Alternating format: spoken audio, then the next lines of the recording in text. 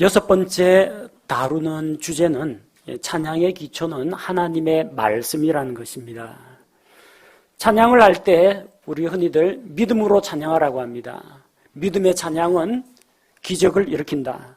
믿음의 찬양은 변화를 가져온다고 합니다. 근데 문제는 그 믿음이 뭐냐는 겁니다.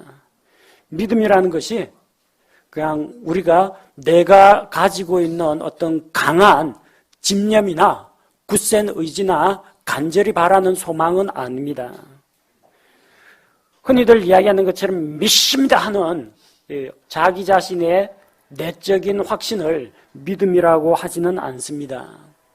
믿음이라는 것이 마치 어느 누구든지 콘센트에다 플러그만 꽂으면 전기가 쫙 들어오는 것처럼 누구나 이 플러그만 꽂으면 온 우주에서 자기에게로 들어오는 어떤 강력한 힘, 그런 건 아닙니다. 많은 사람들이 믿음이라고 하면은 뭐 신념의 힘, 적극적인 사고방식, 이런 것을 믿음으로 착각하는 경우가 많습니다. 파울로 코엘료라는 사람이 지은 그 연금술사라는 책이 있습니다. 사상은 뉴에이지 사상을 담고 있는 좋지 않은 책인데, 어쩌다 보니까 이게 일반인들은 물론이고 정치권에도 퍼져가지고 이런 말들이 한때 나돌았습니다. 간절히 바라면 온 우주가 도와준다. 이건 뭘 말하냐면 간절히 바란다는 것은 나의 내적인 소망, 나의 내적인 어떤 확신, 믿음을 이야기합니다. 그래서 그 믿음의 근거가 되는 토대가 없이 나의 희망상 간절한 바람이 있으면 그게 주변에 영향을 미치고 온 우주의 기운에 영향을 미쳐서 결국 내가 믿는 대로, 소원하는 대로 이루어진다는 이야기입니다. 그러나 이거는 성경적인 근거가 없습니다. 그런 사상이 오늘날 각종 은사주의 교회를 통해서 교회에 많이 침투하고 있습니다. 많은 목회자들이 자기 교회 성도들에게 원망, 불평, 부정적인 생각을 버리라고 합니다. 좋은 일입니다. 마음속에 부정적인 원망과 불평, 시기심 이런 것들을 버리는 것은 좋은 일입니다. 그리고 낙관과 확신과 승리와 같은 긍정적인 생각을 하라고 합니다. 밝은 것을 바라보고 기쁘고 감사한 일을 찾는 것은 분명히 좋은 일입니다. 그러나 우리가 부정적인 생각을 하느냐 긍정적인 생각을 하느냐 마음먹기에 따라서 주변 환경이 달라지고 사람이 변화되고 기적이 일어난다, 그렇게 생각하는 것은 정도에서 좀 많이 벗어난 이야기라는 것입니다. 흔히들 각 교회 돌아다니면서 부흥 집회를 여는 부흥사들이 이야기합니다. 무조건 감사라고 합니다. 무조건 감사하면 하나님께서 감사한 만큼 감사한 일을 넘치도록 안겨주신다, 그렇게 가르칩니다. 심지어 뭐도 감사해야 되느냐? 질병에 걸리게 된 것도 감사하라고 합니다. 교통사고 만난 것도 감사하라고 합니다. 남편이 술 주정뱅이가 됐는데 그것도 감사하라고 합니다. 믿음으로 참고 이겨낼 수 있는 문제이긴 합니다만, 정말로 진짜 감사합니까? 가족이 재앙을 당하거나 경제적인 어려움이 찾아오거나 질병이나 사고를 만나는데 솔직하게 이야기합시다. 우리 하나님 앞에서 가식적인 거 말고 진짜로 감사한 마음이 얼굴에 웃음꽃이 한박하면서 감사한 마음이 무럭무럭 솟아납니까? 아니죠. 아닙니다. 그럼 아니면 하나님 앞에서 좀 울어보십시오. 통곡도 하고 하나님 앞에서 자기의 억울함도 하소연도 하고, 언제까지나 하나님 앞에서 가면을 쓰고 쌩글쌩글 웃으면서만 지낼 수는 없습니다. 또 우리가 그렇게 겉으로 위장된 웃음과 위장된 평화를 가지고 하나님 앞에서 저 믿음 좋죠 해봤자 하나님이 속아 넘어가는 분도 아닙니다. 부흥사들이 내세우는 이런 사상들은 사람의 마음에 모든 것이 달려 있다라는 불교의 유심론하고 아주 비슷합니다. 마음 한번 돌리니 극락이 예로구나 하는 어떤 승려가 한 이야기, 그런 것처럼 내가 어떤 마음을 먹느냐에 따라서 내 마음이 지옥으로 변하기도 하고 내 마음이 극락으로 변하기도 한다. 마음먹기에 모든 게 달렸다라는 이야기입니다. 원효 대사가 밤중에 무덤인 줄도 모르고 부서진 무덤 속에 들어가서 해골물을 마실 때는 정말로 달고 시원한 물이었는데 아침에 눈 뜨고 보니까 해골 바가지에 고인 시체 썩은 물이라는 것을 알았을 때는 토하고 역겨워서 막 질색을 했다는 이야기가 있죠. 그래서 몰랐으면은 괜찮았을 텐데 괜히 알아가지고 자기가 마음먹고 이게 달고 시원한 물이라 생각했을 때는 분명히 그렇게 느껴졌는데 눈에 나타난 현상을 보고 그렇게 생각이 달라졌다는 겁니다. 결국은 이제 모든 게 마음먹기 달린 거 아니냐. 그 불교에서 가르친 사상입니다. 그게 이교도들의 사상과 또 오늘날 현대주의 심리학하고 결합해서 교회에 다시 넘어왔습니다. 마음먹기에 달렸다. 네 입으로 무슨 고백을 하느냐에 달렸다. 그래서 집 사게 될 줄로 믿습니다 하면 반드시 아파트 산다는 이야기예요. 병이 나을 줄로 믿습니다. 그렇게 고백하면 진짜 병이 낫는다는 이야기입니다. 정말 그렇게만 된다면 병원에는 왜 갑니까? 건강진단은 왜 합니까? 돈 벌 줄로 믿습니다 하면 되는데 왜 뛰어다니면서 사업한다고 열심히 땀 흘려 일합니까? 하나님께서 말씀하신 그 기준과 맞지 않는 그런 사상입니다. 로버트 슐러가 이야기한 적극적 사고방식이라든지 요즘 인기를 얻고 있는 조엘 오스틴의 긍정의 힘이라든지 우리나라에 그런 사상들이 보급되어 와서 저기 조영기 목사가 가르친 4차원의 영성, 내 말하는 대로 된다, 믿는 대로 된다, 생각하는 대로 된다, 꿈꾸는 대로 된다, 이런 잘못된 사상들이 기독교계에 침투해 있습니다. 그래서 우리가 무조건 슬픔이나 고통이나 뭐든 다 접어두고 무조건 감사하고 무조건 찬양하기만 하면은 하나님은 내 뜻에 따라 움직일 것이라는 그 생각이야말로 정말 잘못된 생각이라는 겁니다. 자기의 슬픔을 딛고 감사와 찬양을 드리는 것은 좋습니다. 욥은 제 가운데에서 고통 가운데 슬피 울면서도 입술로 하나님께 범죄하지 않고 감사와 찬양을 드렸습니다. 진정한 감사가 우러난다면 찬양이 우러난다면 그렇게 표현할 수가 있습니다.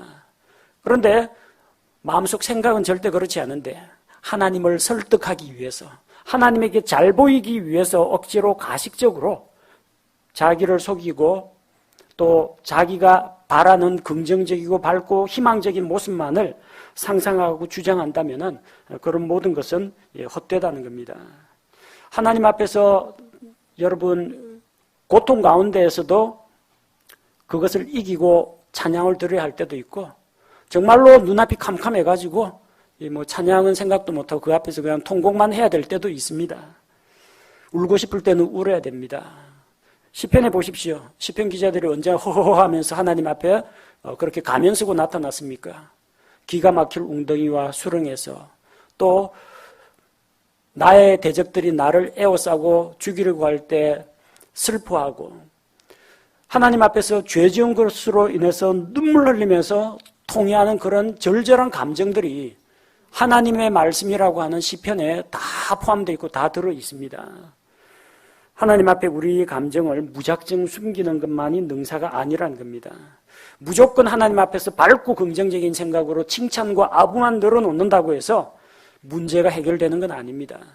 만약 여러분에게 닥친 문제가 하나님한테 내가 아부를 좀 덜 해가지고 생긴 거면 아부하면 이루어질 겁니다. 그러나 그런 문제가 아니라 정말로 하나님과 나 사이의 신앙의 관계 문제가 생겼다거나 내가 순종하는 삶의 문제가 생겼다거나 내가 열심히 부지런히 성실하게 살아가는 일상적인 생활의 문제가 생겼다면요, 이거는 찬양으로 해결될 문제가 아니라 하나님하고 관계를 해결하고 사람과의 관계를 해결하고 열심히 일하는 것으로 해결해야 된다는 것입니다.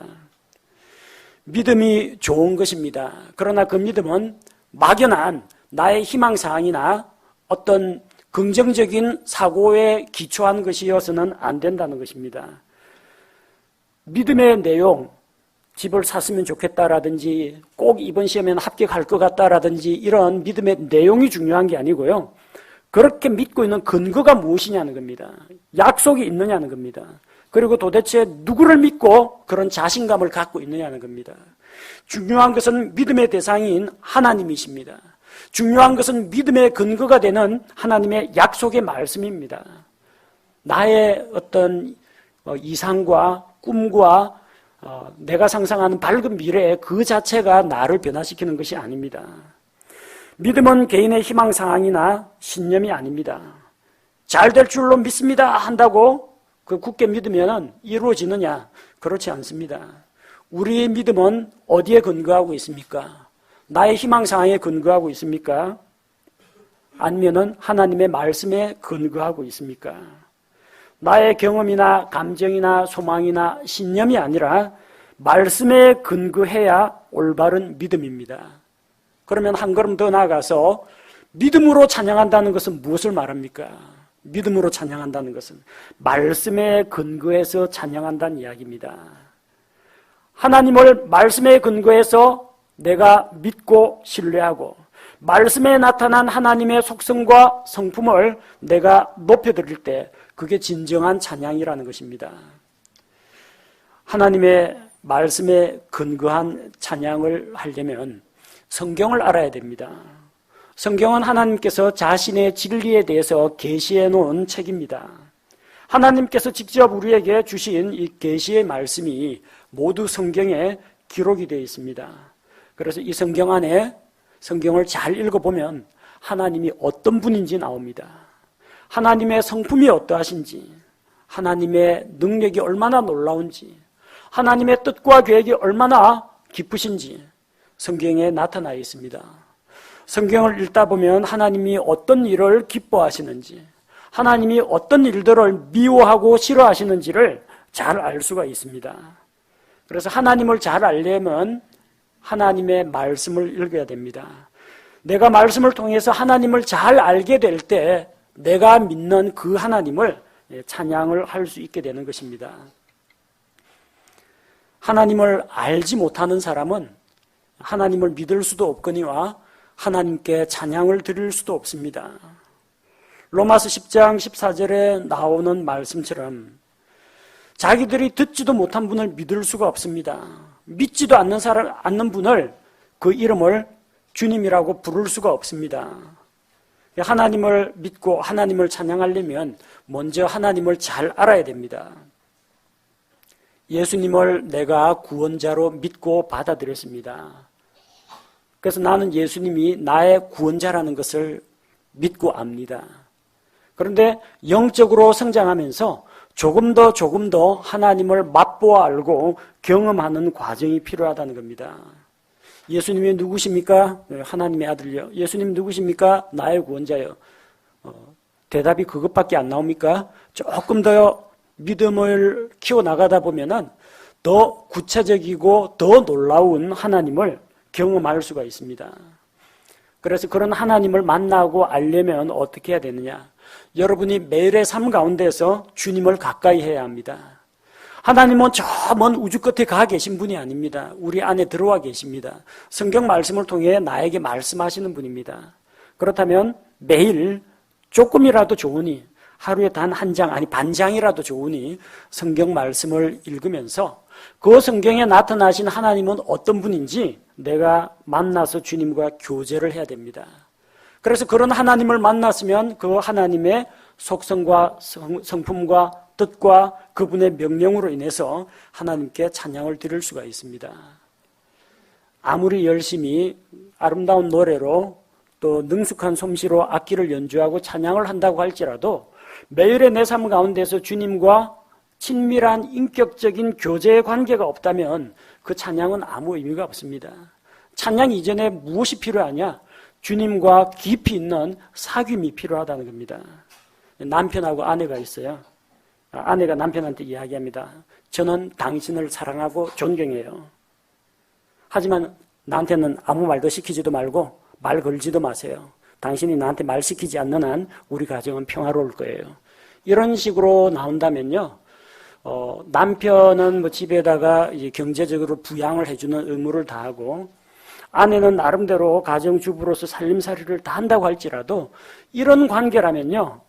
서로 간에 어떤 칭찬이나 감사의 말이 오갈 수가 없습니다. 아니, 말도 하지 못하게 하는데 말하면 톡 쏘아 붙이는데 이런 식으로 부부관계가 서먹서먹하다면 이거는 교제관계가 끊어져 있는 상태입니다. 혹시나 집에서 부부끼리는 그렇게 안 하겠지만 하나님하고 혹시 그런 관계가 되지 않고 있습니까? 혹시라도 하나님 앞에 하나님 죄송한데 제가 오늘은 많이 바쁩니다. 나중에 제 발등에 불이 떨어지거든. 그때 꼭 한 번만 도와주십시오. 지금은 제가 다 할 수 있으니까 제가 하도록 내버려 두시고. 어린애들 보통 어릴 때 그런 거 많이 합니다. 과자 봉지 뜯는데 아빠가 뜯어주겠다는데도 꼭 지가 하겠다고 내가 할 거야 고집 피우죠. 그래 어떻게 돼요? 팍 뜯었는데 팍 봉지 터져가지고 쏟아지면 그제서야 울고 진작에 아빠한테 맡길 걸 후회를 하고 그러죠. 자기 힘으로 할 수 있다고 생각할 때는 하나님이 눈에 안 보입니다. 나 자신만 보입니다. 내 힘으로 다 하려고 합니다. 그때는 하나님과의 교제도 필요 없고 뭐 아쉬운 게 없으니까 하나님 앞에 기도할 생각도 안 납니다. 언제 뜨겁게 기도하느냐? 발등에 불이 떨어져야 기도를 합니다. 뭐 자기가 정말 중한 질병에 걸렸거나 자기 자녀나 가족이 정말 위험과 어려움에 처했거나 사업이 정말 아슬아슬한 지경에 이르렀을 때 그제서야 간절하게 하나님께 기도합니다. 근데 여러분 기도 응답의 비결이 뭔지 아십니까? 여러분의 간절함이 아닙니다. 평소 주님하고의 관계입니다. 평소에는 얼굴도 안 비치다가 또 아쉬운 일이 생기면 아쉬울 때만 하나님을 무슨 알라딘의 요술 램프에 나오는 지니처럼 하나님 빨리 나타나세요. 막 문질러가지고 불러내가지고 이번에 이거 해주시고 저거 해주시고 다 끝나면 이제 들어가세요. 다음에 부를 때까지는 나오지 마세요. 이 주님과의 교제가 이렇게 없으면은 하나님을 높이고 찬양하고 하나님과 교제하는 건 힘들다라는 겁니다.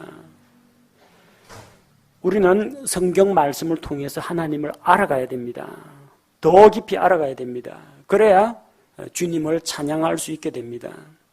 시편 138편 4절에서 시편 기자는 오 주여 땅의 모든 왕이 주의 입의 말씀들을 들을 때에 주를 찬양하리이다. 언제 주를 찬양하게 되느냐?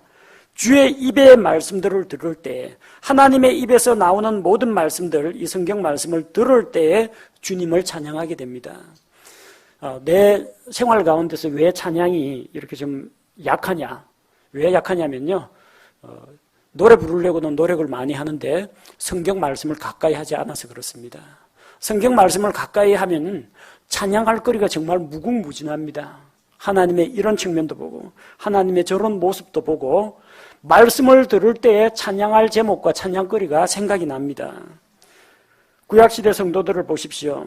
다니엘 9장 2절에 보니까 다니엘은 주의 말씀을 통해 예루살렘의 황폐함이 70년임을 알게 되고 하나님께 찬양과 기도를 드렸습니다. 하나님께서 예레미야 대언자를 통해서 이스라엘 백성이, 유다 왕국 백성이 바빌론에 사로잡혀 간 지 70년이 지나면 다시 이 땅으로 돌아오게 하겠다고 약속하셨습니다. 다니엘이 주의 말씀을 읽던 중에 예레미야 대언자를 통해서 하신 그 말씀을 발견했습니다. 다니엘은 지금 바빌론 왕국에 포로로 잡혀 있는 신세입니다. 페르시아 왕국에 포로로 잡혀 있는 신세입니다. 비록 그가 왕궁에서 일하고 있었다고 하지만 자기 나라를 잃어버린 그런 백성입니다. 그런데 놀라운 약속을 발견했습니다. 하나님은 신실하시다. 그 하나님께서 포로된 것을 다시 돌이키신다는 걸 발견할 때 찬양할 제목이 생겼습니다. 아브라함과 세우신 언약을 잊지 않으신 하나님, 감사와 찬양을 드립니다. 그리고 우리가 지금 이렇게 죄를 범했지만 징계의 기간이 끝난 이후에 회복시키시는 하나님을 높이 찬양할 수 있었습니다. 말씀이 그로 하여금 찬양하게 했습니다. 느헤미야 9장 3절을 보면 포로 생활에서 돌아온 유대인들이 선포되는 하나님의 말씀을 듣고 자기 죄를 자백하고 주께 경배했습니다. 경배라는 것은 하나님께 찬양을 드리며 엎드려 절하는 것을 이야기합니다. 어떻게 그들이 주님께 경배할 마음이 생겼습니까? 주의 말씀을 듣고 말씀을 들을 때 하나님의 선하심과 하나님의 긍휼하심과 하나님의 은혜로우심을 깨달았기 때문에 하나님을 찬양하게 된 것입니다. 우리도 찬양을 드릴 때 믿음으로 찬양을 드려야 합니다. 믿음의 찬양은 어디서 나오느냐? 말씀에 근거한 찬양을 드려야 됩니다. 성경에는 수많은 믿음의 사람들이 주께 찬양한 내용들이 기록되어 있습니다. 대부분은 시편의 말씀에 기록되어 있지만 사무엘기나 열왕기나 혹은 대언서에도 그런 찬양들이 나옵니다. 복음서에도 찬양이 나옵니다. 예수님의 어머니인 마리아의 찬양은 누가복음 1장 46절에서 55절에 기록되어 있습니다. 근데 놀라운 것은 이 찬양이 마리아가 즉흥적으로 막 지어내가지고 미사여구를 동원해서 시를 지은 게 아닙니다. 구약 성경에 나오는 수많은 구절들, 사무엘상, 시편, 이사야, 여기에 있는 구절들을 인용해가지고 자기의 노래로 지어 부른 것입니다. 마리아의 찬양은 성경 말씀에 기초한 찬양입니다. 하나님의 약속과 하나님의 그런 속성과 성품이 기록된 말씀을 가지고 찬양을 한 것입니다. 시편은 시편 1편부터 150편 전체가 구약 성도들의 기도와 찬양입니다. 그리고 그것은 그 자체로 하나님의 말씀입니다. 이 시편 기자들이 자기들이 당하고 있는 어려움과 기쁨과 감사와 다양한 것들을 시로 노래했지만 그 모든 것은 하나님께서 성령님을 통해서 영감을 통해서 기록하게 하신 것입니다. 그래서 그것은 구약 성도들의 개인적인 기도와 찬양과 믿음의 고백인 동시에 그 안에 하나님의 진리를 담고 있는 하나님의 말씀입니다. 그래서 시편을 가지고 찬양하면은 여러분 하나님은 어떤 점을 찬양할까요? 어떤 하나님을 높일까요? 잘 생각이 안 나면 시편 말씀을 펼쳐서 주는 은혜로우시며 오래 참으시며 주는 크고 영화로우시도다. 우리 하나님은 영원 불변하시도다. 시편에 나와 있는 이 말씀들을 가지고 하나님을 높이십시오. 시편은 하나님께 찬양하기 참 좋습니다. 뿐만 아니라 우리 그 예배용 찬송가에는 말씀에 근거한 찬양들이 참 많습니다. 물론 다른 어떤 복음성가들 가운데에도 좋은 곡들, 좋은 가사가 있다는 건 저도 인정합니다. 근데 거의 대부분 복음성가에 나오는 내용들은 개인적인 어떤 체험이나 아니면은 개인적인 소망, 자기의 결단, 친교 이런 것들이 대부분을 차지하고 있습니다. 순수하게 하나님의 거룩하심과 선하심과 위대하심에 대한 찬양은 조금 찾아보기가 어렵습니다. 그런 하나님께 대한 순수한 찬양들은 대부분 우리 예배용 찬송가에 들어 있습니다. 그리고 그들 가운데에는 정말로 성경 말씀에 기초해서 성경 구절을 가사로 삼아서 노래한 찬양들이 많이 있습니다. 우리 침례교 찬송가 32장에 나오는 피난처에 있으니 시편 46편 말씀에 기초한 것입니다. 그리고 33장 하나님은 독생자를 우리에게 주셨다는 건 요한복음 3장 16절 9절입니다. 76장에 나오는 주는 나를 기르시는 목자시니 이거는 시편 23편이나 요한복음 10장에 기초한 것입니다. 우리 찬송가 126장 주의 나팔 소리 진동하며 이건 우리 잘 알고 있죠. 데살로니가 전서 4장 16절 17절에 기초하고 있습니다. 우리 지난번 우리 청년에서 특송한 거 주를 앙모하는 자 독수리같이 올라간다는 건 이사야 40장 31절을 기초로 해서 그 말씀을 노래 가사로 삼은 것입니다. 이런 노래들로 찬양을 하면 실패할 염려가 없습니다. 대단히 성경적입니다. 또 우리가 찬양곡으로 쓰기에 합당하다고 엄선해서 찬송가로 묶어놨습니다. 그래서 막 찬양을 하려고 이 곡 저 곡 찾지 마시고요. 여러분 찬송가만 펼치셔도 얼마든지 하나님께 기쁨과 감사로 노래할 거리가 나옵니다. 성경을 부지런히 읽으시는 분들은 많이 계신 걸로 압니다. 찬송가를 하루에 한 장씩 읽으시는 분 혹시 계십니까? 저희 가정에서는 이전에 아침에 일어나면은 아들들 잠을 깨우기 위해서 찬송가를 한 장씩 날마다 한 장씩 펼쳐가지고 졸리든 말건 어쨌든 입술을 벌려가지고 찬양을 하면은 정신도 들고 또 정신 차리고 하나님이 어떠하신 분인지도 묵상할 수 있게 된다고 꼭 하루에 한 곡씩 아침마다 이 찬양을 부른 적이 있습니다. 여러분 우리 잘 엄선되어 있는 찬송가를 통해서 말씀에 기초한 찬양을 하나님께 들으시기 바랍니다. 우리는 믿음으로 찬양해야 되며 우리 찬양의 기초는 하나님의 말씀에 근거하고 있습니다.